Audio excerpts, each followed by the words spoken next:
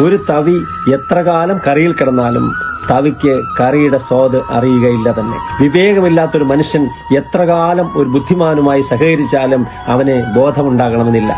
നാം വെറുപ്പ് മനസ്സിൽ സൂക്ഷിക്കുന്നത് കൊണ്ട് സ്വയം നശിക്കുകയാണെന്ന് ചിലർ അറിയുന്നില്ല. അതറിയുന്നത് ആരാണോ അവന്റെ എല്ലാ ദുഃഖങ്ങളും അവിടെ അവസാനിക്കുന്നു.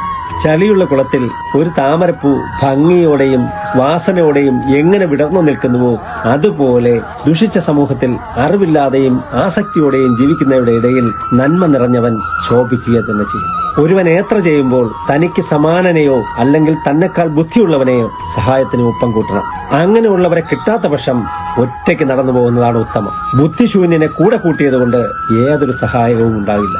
അവൻ എന്നെ ശകാരിച്ചു, ദ്രോഹിച്ചു, ഉപദ്രവിച്ചു എന്നൊക്കെ ചിന്തിച്ചു നടക്കുന്ന വ്യക്തിയുടെ മനസ്സിൽ നിന്ന് ഒരിക്കലും വൈരാഗ്യം വിട്ടൊഴിയുന്നില്ല എന്ന് ശ്രീബുദ്ധൻ പറയുന്നു. നന്ദി, നമസ്കാരം.